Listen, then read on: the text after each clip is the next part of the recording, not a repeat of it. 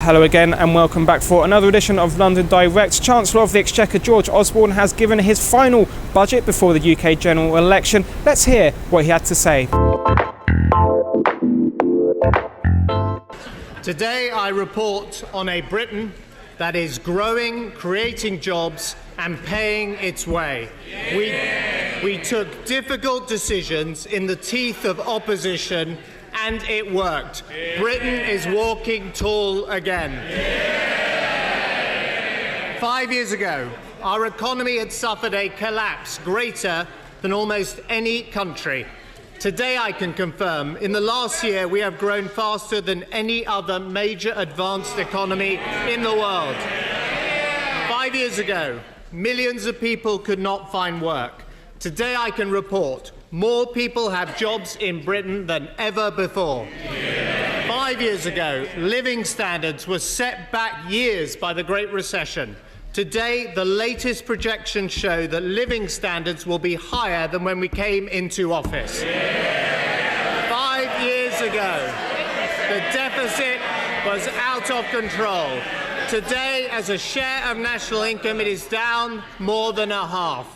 5 years ago, they were bailing out the banks. Today, I can tell the House, we're selling more bank shares and getting taxpayers' money back. We set out a plan. That plan is working and Britain is walking tall again. Well, Leader of the Opposition, Ed Miliband, attacked the coalition government for not raising the quality of people's living standards. He also said he couldn't understand why the NHS, the National Health Service, wasn't mentioned more. I've been speaking to David Papier from ETX Capital to pick the bones out of this budget statement. Right, so let's talk the UK budget. Lots of shouting, lots of screaming from all sides of the benches. Essentially, it struck me as a classic Tory budget. I completely agree. It was a classic Tory budget, but I think the two things that have come out of this budget that George Osborne is trying to pass on to the British public is sustained economic growth and also a cost of living reduction for the average Briton. And if we look at economic growth, first of all, you know, the UK grew by 2.6% in 2014, which was faster than any other advanced economy. They've predicted 2.5% forecast growth in 2015, which is up by 0.1%, which was predicted in December. This is followed by, above average 2% growth in the next 4 years. Look, we've got record unemployment in the UK, which is the best in over 15 years. Living standards are higher than they were in May 2010, and inflation's projected to fall 0.2% in 2015. On top of this, debt as a share of GDP is to fall from 80.4% to 90.2 billion in 2014-2015, and the welfare bill is set to be an average of $3 billion lower than each year predicted in December. So, sustainable economic growth is something that's come out of this budget, and secondly is the cost of living reduction for the average UK Briton.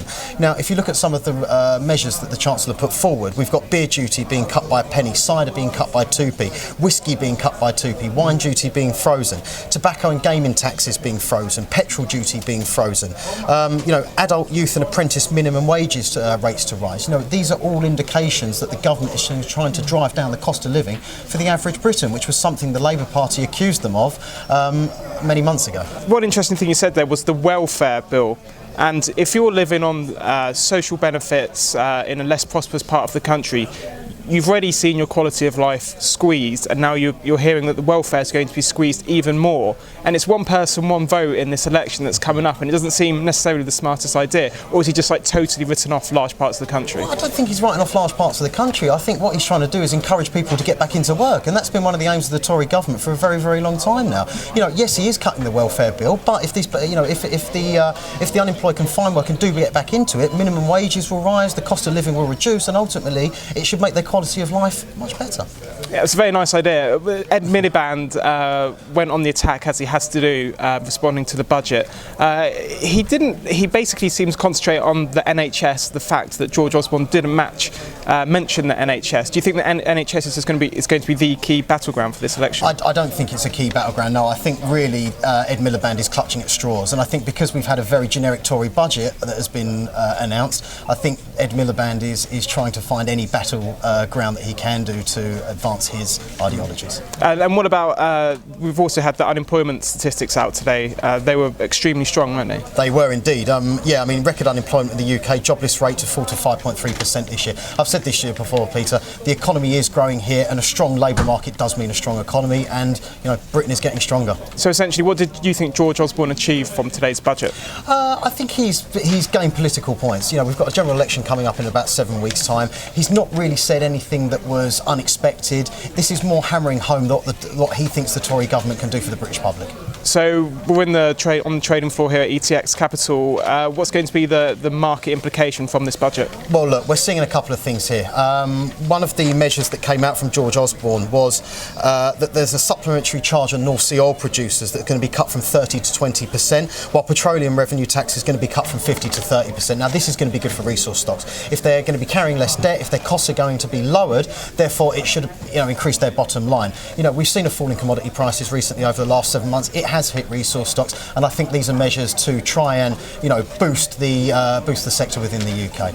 And also the other little measures as well. Things like an annual bank levy to rise to 0.21%, raising an extra 900 million for the government. Now, in the grand scheme of things, this isn't a lot. 900 million spread across the big four banks in the UK is not a huge amount. However, it may have other effects that do hold back financial stocks. Now, as we know, the FTSE is heavily weighted with resource and financial stocks. Is this going to be a mixed bag? Potentially. We'll see an uplift in resource stocks. We could see a downturn in the financials.